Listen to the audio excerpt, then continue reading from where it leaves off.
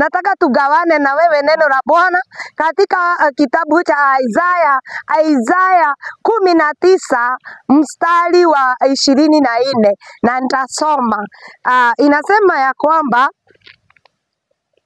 na kichwa cha habari ni kuwa ya kwamba Mungu atafanya, tunaona kama siku ya leo ni siku ambaye tunasemekana kiongozi mmoja ambaye anaitwa Raila amekufa, si ndio? Na Mungu kuna watu walikuwa wamefanya kama ni Mungu. Bwana asifiwe.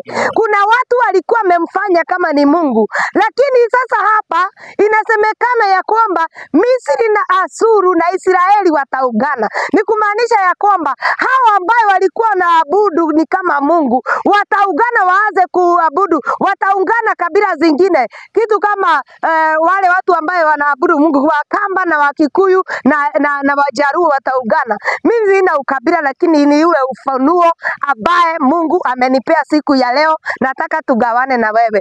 Hebu sikiza, tukienda katika maandiko inasema ya kwamba katika siku hiyo Bwana katika siku hiyo Israeli atakuwa tatu, pamoja na Misri na Asuru watakuwa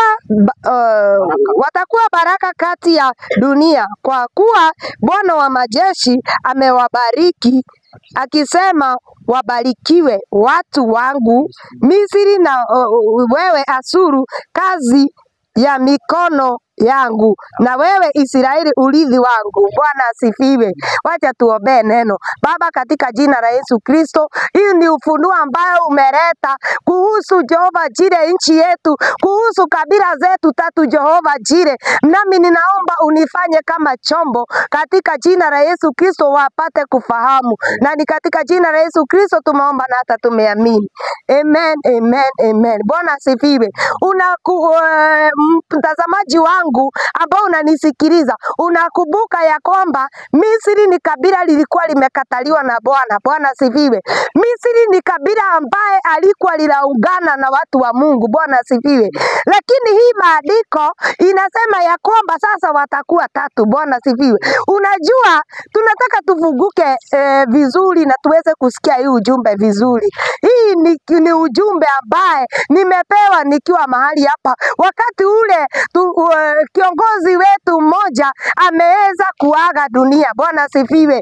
Yani ni kumaanisha ya kwamba kuna watu hawakuabudu Mungu ni kwa sababu ya ule kiongozi. Bwana asifiwe.